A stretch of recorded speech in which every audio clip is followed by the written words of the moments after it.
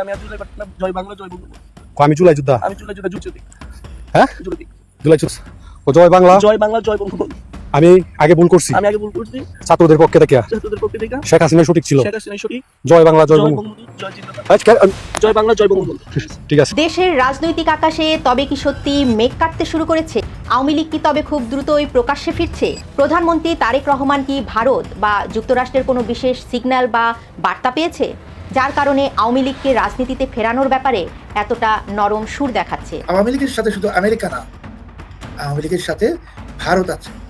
ভারত থাকলে রাশিয়াও আছে, আর আমেরিকার বিরোধী শক্তি হিসাবে চীন, ওরাও আছে।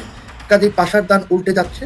এনসিপি বলুন, জামাত বলুন, বিএনপি বলুন, তারা বুঝে গেছে যে আমেরিকা তাদের সঙ্গে বিশ্বাসঘাতকতা করতে যাচ্ছে।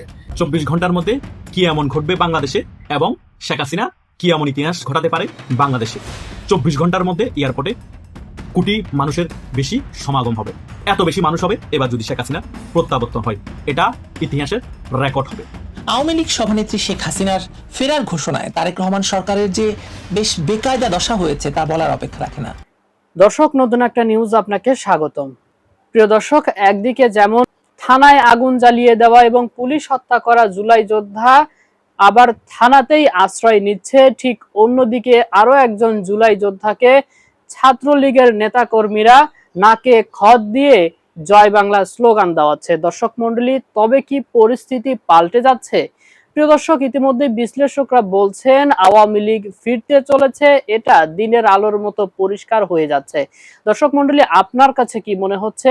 সাবেক প্রধানমন্ত্রী শেখ হাসিনা যেমন তার ভাষণে বা তিনি যে অডিও ফোনালাপ করেছিলেন সেখানে বলেছিলেন একটু ধৈর্য ধরো, তাদেরকে নাকে খত দিয়ে জয় বাংলা বলিয়ে ছাড়বো। দর্শক মন্ডলী, সেই পরিস্থিতি, সেই সময় কি তবে এসে গেছে আওয়ামী লীগের? দর্শক, আপনার কাছে কি মনে হচ্ছে তা অবশ্যই কমেন্ট করে জানিয়ে দিন। এছাড়াও দর্শক, ভিডিওর শুরুতেই যে গুরুত্বপূর্ণ ভিডিওর অংশগুলো দেখেছেন তার বিস্তারিত আলোচনা একটু পরে দেখতে চলেছেন। তো দর্শক, আর কথা না বাড়িয়ে চলুন দেখে আসবো আজকে সেই কাঙ্ক্ষিত ভিডিওগুলো। তবে তার আগে বলবো, যারা এখনো চ্যানেলটি সাবস্ক্রাইব করেননি অবশ্যই চ্যানেলটি সাবস্ক্রাইব করে পাশে থাকা বেল আইকনটি ক্লিক করে দিন। আর যারা ইতিমধ্যেই চ্যানেলটি সাবস্ক্রাইব করে রেখেছেন তাদেরকে অসংখ্য ধন্যবাদ। তো চলুন দর্শক, ভিডিওটিতে একটি লাইক দিয়ে আমরা ধারাবাহিকভাবে সবগুলো ভিডিওর আলোচনা দেখে আসি। দেশের রাজনৈতিক আকাশে তবে কি সত্যি মেঘ কাটতে শুরু করেছে? আসছে লুটে খেতে, লুটে খাচ্ছে, লুটে খেয়ে যাবে। কিন্তু তার যে চেলা চামুন্ডাগুলি আজকে এই যে বাড়াবাড়ি করছে, ওদের কি হবে? ওরা কোথায় যাবে? আওয়ামী লীগ কি তবে খুব দ্রুতই প্রকাশ্যে ফিরছে? আর এই আলোচনার আগুন উস্কে দিয়েছে খোদ বিএনপি মহাসচিব মির্জা ফখরুল ইসলাম আলমগীরের পরপর দুটি বক্তব্যে।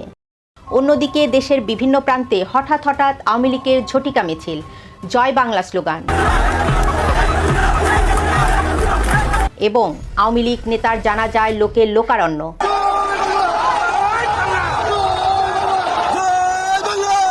এসব কি কেবলই কাকতালীয়? বিএনপি কেন হঠাৎ আওয়ামী লীগের জন্য রাজনৈতিক মাঠ উন্মুক্ত করার কথা বলছে? এর পেছনে কি জামায়াত ভীতি, নাকি ওয়াশিংটন ও নয়াদিল্লির কোনো গোপন সিগন্যাল রয়েছে?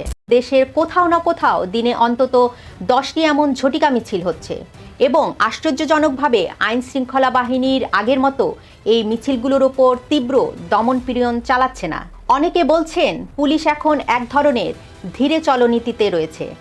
এই নীরবতা কি স্রেফ প্রশাসনিক শিথিলতা, নাকি এর পেছনে সরকারের বা কোনো অদৃশ্য শক্তির সবুজ সংকেত রয়েছে? এই প্রশ্নটি এখন দেশের রাজনৈতিক মহলে সবচেয়ে বড় আলোচনার বিষয়। রাজনৈতিক মাঠে জোর গুঞ্জন।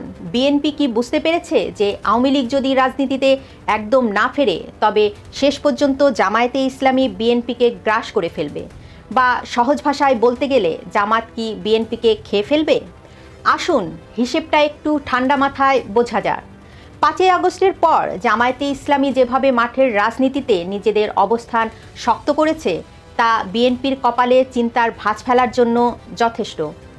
জামায়াত এখন আর বিএনপির ছোট ভাই হিসাবে থাকতে রাজি নয়, তারা একক শক্তি হিসাবে আত্মপ্রকাশ করতে চায়। রাজনীতিতে একটি তত্ত্ব আছে, ব্যালেন্স অফ পাওয়ার বা শক্তির ভারসাম্য। যদি রাজনৈতিক মাঠ থেকে আওয়ামী লীগ সম্পূর্ণ হাওয়া হয়ে যায় তবে মাঠের মূল লড়াইটা হবে বিএনপি বনাম জামাত। তাই কৌশলগত কারণে বিএনপি হয়তো ভাবছে আওয়ামী লীগ যদি মাঠে একটি দুর্বল শক্তি হিসেবেও টিকে থাকে তবে তা জামায়াতের ভোট ব্যাংক এবং রাজনৈতিক আগ্রাসনকে কাউন্টার করতে সাহায্য করবে। অর্থাৎ আওয়ামী লীগ মাঠে থাকলে বিরোধী ভোটগুলো ভাগ হবে, যার সরাসরি সুবিধা পাবে বিএনপি। শত্রু যখন শত্রুকে দুর্বল করে তখন তৃতীয় পক্ষের লাভ। বিএনপি হয়তো এই মুহূর্তে সেই প্রাচীন চাণক্য নীতি অনুসরণ করছে। তবে এই অভ্যন্তরীণ সমীকরণের বাইরেও রয়েছে একটি বিশাল আন্তর্জাতিক প্রেক্ষাপট। ক্ষমতার চাবিকাঠি শুধু দেশের মাটিতেই থাকে না, তার সুতো ছড়ানো থাকে দিল্লি আর ওয়াশিংটনেও। ঢাকার রাজনৈতিক আকাশে এখন বড় প্রশ্ন, প্রধানমন্ত্রী তারেক রহমান কি ভারত বা যুক্তরাষ্ট্রের কোনো বিশেষ সিগন্যাল বা বার্তা পেয়েছে, যার কারণে আওয়ামী লীগকে রাজনীতিতে ফেরানোর ব্যাপারে এতটা নরম সুর দেখাচ্ছে? প্রথমে ভারতের দিকে তাকানো যাক। দিল্লির দীর্ঘদিনের নীতি ছিল আওয়ামী লীগ বান্ধব। 5ই আগস্টের পর ভারত কিছুটা ব্যাকফুটে গেলেও তারা কখনোই চাইবে না বাংলাদেশে জামায়াত বা কোনো চরমপন্থী শক্তি ক্ষমতায় আসুক বা একক আধিপত্য বিস্তার করুক। দিল্লি নিশ্চিতভাবেই বিএনপিকে এই বার্তা দিয়েছে যে আওয়ামী লীগকে রাজনীতি করার সুযোগ দিতে হবে। বাংলাদেশ ইস্যুতে ভারতের সিদ্ধান্তই চূড়ান্ত হিসাবে মানবে যুক্তরাষ্ট্র। তাও ঠিক হয়েছে সম্প্রতি আমেরিকার পররাষ্ট্রমন্ত্রী মার্কো রুবিওর ভারত সফরে। তারেক রহমান খুব ভালো করে জানেন ক্ষমতায় থাকতে হলে এবং আন্তর্জাতিক স্বীকৃতি নির্বিঘ্ন করতে হলে ওয়াশিংটন ও দিল্লির ইচ্ছার বিরুদ্ধে যাওয়া যাবে না। ফলে আন্তর্জাতিক মহলে উদার গণতান্ত্রিক দল হিসেবে উপস্থাপন করতে তারেক রহমানের নির্দেশেই বিএনপি সব দলের রাজনৈতিক অধিকারের কাঠটি খেলছে। বাংলাদেশের রাজনীতি এক চরম অনিশ্চয়তা ও জটিল সমীকরণের মধ্যে দিয়ে যাচ্ছে। মেঘ কাটতে শুরু করলেও আকাশ এখনও পুরোপুরি পরিষ্কার নয়। আওয়ামী লীগের রাজনীতিতে ফেরার এই প্রাথমিক প্রস্তুতি বা বিএনপির এই নমনীয় অবস্থান আগামী দিনের ক্ষমতার রাজনীতির সমীকরণকে সম্পূর্ণ বদলে দিতে পারে। এটি কি জামায়াতকে কাউন্টার করার জন্য বিএনপির রাজনৈতিক চাল, নাকি ভারত আমেরিকার ভূ রাজনৈতিক সমীকরণের অবধারিত ফল? মাহবুব সভানেত্রী বললেন যে একটু ধৈর্য ধরো, মানে তার নেতাকর্মীদের উদ্দেশ্যে তিনি বলতেছেন যে একটু ধৈর্য ধরো, অল্প কিছুদিনের মধ্যে দেশে ফিরবো এবং নাকে খত দিয়ে জয় বাংলা বলাবো। তিনি এই কাজ করবেন, কিন্তু তিনি আসার আগেই তার দলের নেতাকর্মীরা জয় বাংলা বলাচ্ছেন। দেখুন সেই ভিডিও ফুটেজটি। জুলাই যোদ্ধা, আমি আর জুলাই পারতাম না, জয় বাংলা জয় বঙ্গবন্ধু। আমি জুলাই যোদ্ধা। আমি জুলাই যোদ্ধা, জুলাই চুরি। হ্যাঁ, জুলাই চুরি, জুলাই 14 ও জয় বাংলা জয় বাংলা জয় বঙ্গবন্ধু। আমি আগে ভুল করছি, আমি আগে ভুল করছি। ছাত্রদের পক্ষে দেখিয়া ছাত্রদের পক্ষে দেখা শেখ হাসিনা সঠিক ছিল। শেখ হাসিনা সঠিক। জয় বাংলা জয় জয় বঙ্গবন্ধু। বঙ্গবন্ধু, জয় জিন্দাবাদ। আজকে জয় বাংলা জয় বঙ্গবন্ধু। ঠিক আছে। আমরা কিন্তু স্পষ্টভাবে এখানে দেখলাম যে কিভাবে নাকে খত দিয়ে জয় বাংলা স্লোগান দেওয়া হলো। এখন এই বিষয়গুলো তো দ্রুত ছড়িয়ে পড়তেছে। আজকে আমরা দেখলাম একজন জুলাই যোদ্ধা, একজন গুপ্ত জুলাই যোদ্ধা, মানে বিভিন্ন ধরনের ঘটনা ঘটতেছে, যার কারণে একই ভিডিওতে একই আলোচনার মধ্যে আমরা বিভিন্ন একাধিক ঘটনাগুলো দেখি বা আপনাদেরকে দেখাই। অবশ্যই এই ঘটনাগুলোর পরিপ্রেক্ষিতে আপনার মূল্যবান মতামত কমেন্ট বক্সে লিখে জানিয়ে দিবেন। তবে পরিবেশ পরিস্থিতি দেখা আমার কাছে যেটা মনে হইতেছে সেটা হলো যে আওয়ামী লীগ এবার একেবারে কি বলে, খাস বাংলায় যদি বলেন যে কাছা দিয়ে নেমেছে, তাদের পিছনে ফেরার কোনো পথ নাই। তারা সেভাবেই আটখাট বেঁধে নেমেছেন যে এখন তাদেরকে সামনে এগোতে হবে। দেওয়ালে পিঠ ঠেকে গেছে, দেওয়ালে পিঠ ঠেকে গেছে। গত 18 দেখেন এই যে এই মিছিলের শেষের দিকে আমরা যে বক্তব্যটি শুনলাম, তিনি কিন্তু বললেন গত 22 মাস পরে তারা এই প্রথম রাজপথে নেমেছেন। এবং এই যে 22 মাস পরে যে তারা রাজপথে নেমেছেন হচ্ছে নোয়াখালী সদর এসবালিয়া ইউনিয়নের, সেটার জন্য তারা স্বাচ্ছন্দ্য বোধ করতেছেন। তারা স্বাচ্ছন্দ্য বোধ করতেছেন যে 22 মাস পরে যে তারা রাজপথে নামতে পেরেছেন, স্লোগান দিতে পেরেছেন, জয় বাংলা বলতে পেরেছেন, এর জন্য তারা স্বাচ্ছন্দ্য বোধ এবং তাদের কথার মধ্যে যে উচ্ছ্বাস, সেটা দেখে স্পষ্টভাবে বোঝা যায় তারা আনন্দিত বটে এবং উচ্ছ্বাসিত, উৎফুল্ল। মানে এই কাজগুলো এমনভাবে দেশের সব জায়গাতে ছড়িয়ে পড়তেছে, কে কার চেয়ে বেশি লোক সংখ্যা নিয়ে মিছিল করতে পারেন, কাদের মিছিলের লোক সংখ্যা সবচেয়ে বেশি হয়, এরকম একটা প্রতিযোগিতা মনে হয় লীগের নেতাকর্মীদের মনের মধ্যে শুরু হয়ে গেছে।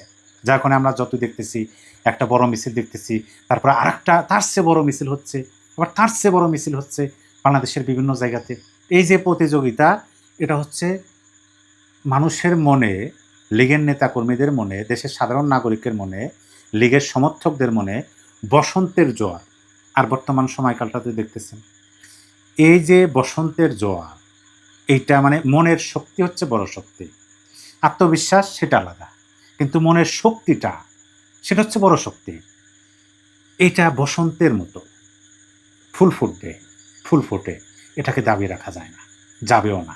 পরিবেশ পরিস্থিতি দেখে সেরকমই মনে হচ্ছে যে এটাকে দাবিয়ে রাখা যাবে না। বসন্তকে যেমন দাবিয়ে রাখা যায় না, এটাকেও দাবিয়ে রাখা যাবে না। আওয়ামী লীগ সভানেত্রী শেখ হাসিনার ফেরার ঘোষণায় তারেক রহমান সরকারের যে বেশ বেকায়দা দশা হয়েছে তা বলার অপেক্ষা রাখে না। তারেক রহমানের উপদেষ্টা বিরল চুলের বাবরি দোলানো ডাক্তার জাহিদুর রহমান সাংবাদিক সম্মেলন করে আওয়ামী লীগের কেউ নির্বাচনে অংশ নিতে চাইলে তাকে সরকার বাধা দেবে না বলে ঘোষণা দিয়েছেন আজকে। যদিও সরকার আওয়ামী লীগের উপর থেকে নিষেধাজ্ঞা তুলতে আগ্রহী নয় বলেও জানিয়েছেন তিনি। প্রশ্ন হলো, আওয়ামী লীগ নিষিদ্ধ থাকলে নির্বাচনী প্রক্রিয়া তারা কি করে অংশ নেবে? এটা এক ধরনের হচকেমি হয়ে গেল না জাহিদ সাহেব?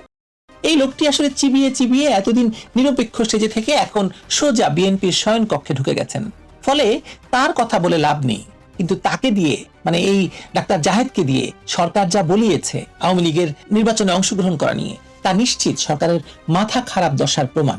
কারণ রাজনীতিতে কোনো সরকার হঠাৎ করে এমন বক্তব্য দেয় না, বিশেষ করে যে দলকে নিষিদ্ধ ঘোষণা করা হয়েছে, যাদের বিরুদ্ধে প্রতিদিন মামলা হচ্ছে, যাদের নেতাকর্মীদের গ্রেপ্তার করতে চিরুনি অভিযান চলছে, যেখানে সেখানে মারধর করা হচ্ছে, মব সৃষ্টি করে হত্যা করা হচ্ছে, লাশ ভাসছে অনেকের, কারাগারের ভিতরে মৃত্যুবরণ করছে, কারাগারের ভিতরে হত্যা করা হচ্ছে, সেই দলের কর্মীরা নির্বাচন করতে পারবে এমন বার্তা হঠাৎ করে আসে তখনই যখন মাঠের বাস্তবতা সরকারের কল্পনার চেয়েও দ্রুত বদলাতে শুরু করে। তারেক রহমানের এই ইউনূস সরকারের বর্ধিত প্রশাসন সেটাই করছে আজকে। একটা ব্যাকডোর বা পেছনের দরজা খুলে দিতে চাইছে, কারণ সামনের দরজা দিয়ে যে ঝড় আসছে সেটা তারা টের পাচ্ছে। ভাবুন একবার, যে একটি সংগঠনকে নিষিদ্ধ ঘোষণা করলেন, সেই সংগঠনের নেতাকর্মীদের বিরুদ্ধে মামলা দিলেন, গ্রেপ্তার করলেন, ধরপাকড় করলেন, জেলের ভিতর হত্যা করলেন, বাড়িঘর পুড়িয়ে দিলেন, মেয়েদেরকে ধর্ষণ করলেন, আর এখন বলছেন নির্দলীয় পরিচয়ে তারা নির্বাচনে দাঁড়াতে পারবেন। এটা কোন ধরনের রাজনৈতিক যুক্তি? এটা সেই যুক্তি যেটা ভয়ের জায়গা থেকে তৈরি হয়, কৌশলের জায়গা থেকে তৈরি হয় না। আর এই ভয়টা কোথা থেকে এলো সেটা বুঝতে হলে আমাদের বুঝতে হবে গত কয়েক সপ্তাহের মাঠের বাস্তবতাটা কি। চট্টগ্রাম, নোয়াখালী, রাজশাহী, যশোর, শরীয়তপুর, লালমনিরহাট, গোপালগঞ্জ, কিশোরগঞ্জ, পটুয়াখালী, মৌলভীবাজার, একটার পর একটা জেলায় আওয়ামী লীগ, ছাত্রলীগ, যুবলীগ এবং সহযোগী সংগঠনের ঝটিকা মিছিল হয়েছে। কোথাও কয়েকশো মানুষ, কোথাও হাজারের বেশি মানুষ, কোথাও পুলিশের চোখের সামনে ব্যানার টানিয়ে সভা। জুনের প্রথম 5 দিনেই শুধু চট্টগ্রামে 5টি ঝটিকা মিছিল হয়েছে। এই যে প্রতিদিন তালিকা দীর্ঘ হচ্ছে, এটা কি শুধু দলীয় আবেগের বিস্ফোরণ? না, এর পেছনে আছে একটি সুসংগঠিত পুনর্জাগরণের কৌশল, যেটা দিল্লিতে বসে শেখ হাসিনা পরিচালনা করছেন। নোয়াখালীর ঘটনাটি এই পুরো বিশ্লেষণের কেন্দ্রে রাখছি আমি। সদর উপজেলায় ছাত্রলীগের মিছিল ঠেকাতে গিয়ে পুলিশ নিরাপদ দূরত্বে সরে পড়তে বাধ্য হয়েছে। এটা কেবল একটি ঘটনা নয়, এটি একটি রাজনৈতিক মনস্তত্ত্বের পরিবর্তনের ইঙ্গিত। আর এই ইঙ্গিত পেয়ে দেশের কিছু সাংবাদিক, কিছু রাজনৈতিক বিশ্লেষক আওয়ামী লীগ ফিরবে না, আওয়ামী লীগ ফিরতে পারবে না, আওয়ামী লীগকে ফিরতে দেওয়া হবে না, পাগল হয়ে গেছে, মুখে ফেনা তুলে ফেলছে। যখন কোনো নিষিদ্ধ সংগঠনের কর্মীরা বিশ্বাস করতে শুরু করে যে তারা রাস্তায় নামতে পারে এবং প্রশাসন নিশ্চিতভাবে তাদের থামাতে পারবে না, তখন রাজনৈতিক সমীকরণ বদলাতে শুরু করে। নোয়াখালীর ওসি নিজে স্বীকার করছেন, বিক্ষোভকারীর সংখ্যা এত বেশি হয়ে যায় যে পরিস্থিতি নিয়ন্ত্রণ করা সম্ভব হয়নি। রাজশাহীতে পাল্টা মিছিল করতে গিয়ে বিএনপির অঙ্গ সংগঠন ছাত্রলীগকে গুপ্ত লীগ বলে ট্যাগ দিচ্ছে। এই যে ট্যাগিং এর মধ্যেই আছে তাদের উদ্বেগের স্বীকারোক্তি। যখন কোনো দল তার বিরোধীদের তকমা দিতে ব্যস্ত হয়ে পড়ে, তখন বুঝতে হবে বিরোধীরা আর উপেক্ষার পর্যায়ে নেই। এবার আসি শেখ হাসিনার বক্তব্যে।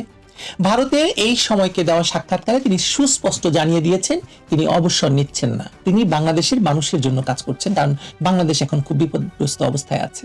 একসময় ছেলে সজীব ওয়াজেদ জয়ের বক্তব্যের ভিত্তিতে অনেকেই কল্পনা করছিলেন যে শেখ হাসিনা রাজনীতি থেকে সরে যাবেন, কিন্তু শেখ হাসিনা নিজে বলেছেন, জনগণের প্রতি আমার দায়িত্ব অস্বীকার করতে পারি না। তিনি বলেছেন, পাকিস্তানি শাসকরা পারেনি, সামরিক শাসকরা পারেনি, খুনিরা পারেনি, আজকের বিএনপি সরকারও আওয়ামী লীগকে মুছে ফেলতে পারবে না। এই কথাগুলো কেবল বক্তৃতার ভাষা বলে মনে হয় আপনার? এই কথাগুলোর পেছনে আছে দেশ জুড়ে লক্ষাধিক কর্মীর সক্রিয় উপস্থিতি, এবং সেই কর্মীরা এই ঘোষণায় নতুন প্রেরণা পেয়েছে। আওয়ামী লীগের সাম্প্রতিক মিছিলগুলোর ধরনটি বিশেষভাবে লক্ষণীয়। কেবল পরিচিত দলীয় কর্মী নয়, সাধারণ মানুষও এতে অংশ নিচ্ছেন। দাবিগুলো কেবল দলীয় নয়, শিশু মৃত্যু, ধর্ষণ, গ্যাস এবং বিদ্যুতের মূল্য বৃদ্ধি, রাজবন্দীদের মুক্তি, অর্থাৎ সরকার বিরোধী জন অসন্তোষকে সংগঠিত কাঠামোর সঙ্গে যুক্ত করার একটি সুচিন্তিত কৌশল আমরা দেখতে পাচ্ছি। এটি অত্যন্ত গুরুত্বপূর্ণ রাজনৈতিক কৌশল। আওয়ামী লীগের অতীতেও এরকম কৌশলে রাজনীতিতে ফিরে আসা, রাজনীতিতে দখল নেওয়ার মানে ইতিহাস রয়েছে।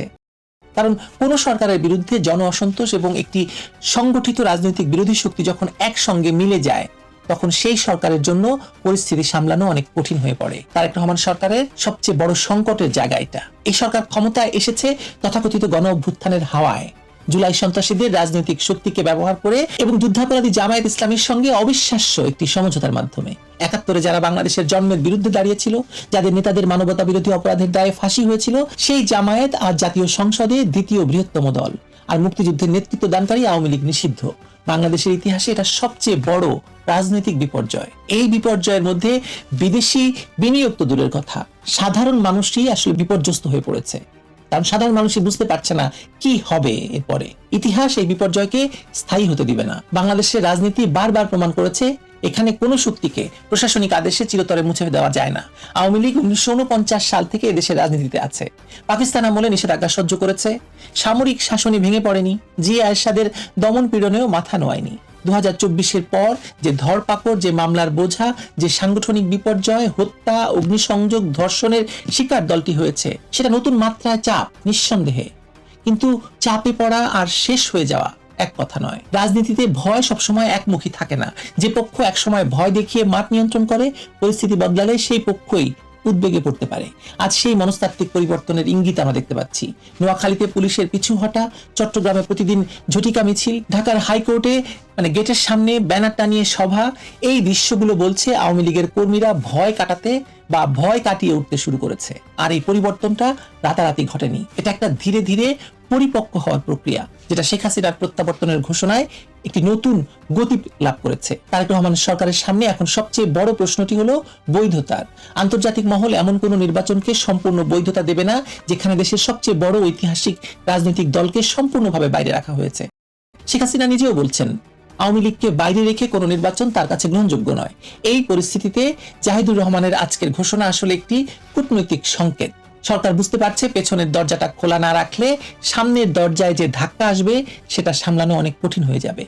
কিন্তু এই ধূসর কৌশলের মধ্যে, গ্রে কৌশলের মধ্যে একটি মৌলিক বৈপরীত্য আছে, যেটা সরকার এড়িয়ে যেতে পারবে না। আওয়ামী লীগের নিষেধাজ্ঞা বহাল রেখে তাদের কর্মীদের নির্দলীয় পরিচয়ে নির্বাচনে দাঁড়াতে বলা, এটা অনেকটা সেই গল্পের মতো যেখানে একজনকে বলা হচ্ছে তুমি ঘরে থাকো কিন্তু বাইরে বেরিয়ে যাও। আওয়ামী লীগ এই ফাঁদে পা দেবে কিনা সেটা নির্ধারণ করবে আওয়ামী লীগ নিজে, শেখ হাসিনার নির্দেশনায়, তারেক রহমান সরকারের ইচ্ছায় নয়। আমার কাছে আজকের সবচেয়ে গুরুত্বপূর্ণ প্রশ্নটা কি জানেন? সেই গুরুত্বপূর্ণ প্রশ্নটা আওয়ামী লীগকে ঘিরে নয়, প্রশ্নটা তারেক রহমানের সরকারকে। মাঠের সমীকরণ যখন বদলাতে শুরু করেছে, আওয়ামী লীগের রাজনীতির মাঠের সমীকরণ যখন বদলাতে শুরু করেছে, যখন বিরোধীরা ভয় কাটিয়ে রাস্তায় নামছে, যখন জন অসন্তোষ সাংগঠনিক আন্দোলনের রূপ নিতে শুরু করেছে, তখন এই সরকার কি সেই বাস্তবতার জন্য প্রস্তুত? এটাই হচ্ছে আমার কাছে প্রশ্ন। কারণ মঞ্চের বক্তৃতা এবং মাঠের রাজনীতি কখনো এক হয় না। জুলাই সন্ত্রাসের উপর ভর করে ক্ষমতায় আসা আর সেই ক্ষমতা দীর্ঘমেয়াদে টিকিয়ে রাখা, এ দুটো সম্পূর্ণ আলাদা রাজনৈতিক চ্যালেঞ্জ। এই চ্যালেঞ্জ মোকাবেলা এই জাহিদুর রহমানের বাবরি দোলানো বক্তৃতায় সম্ভব না। বাংলাদেশের রাজনৈতিক ইতিহাস একটি সত্য বারবার প্রমাণ করেছে, এখানে কোনো দলকে স্থায়ীভাবে বাতিল ঘোষণা করা যাবে না, যায় না। গতকাল যাকে শেষ বলে ঘোষণা করা হয়েছে তা আগামীকালের নতুন বাস্তবতা তৈরি করেছে, রাস্তায় এসেছে এবং তারা প্রমাণ করছে যে তাদের রাজনৈতিক সমীকরণ বদলে গেছে। আর সেই নতুন রাজনৈতিক সমীকরণের দিকেই বাংলাদেশ এগিয়ে যাচ্ছে, সদল বলে, সজোরে, সদম্ভে।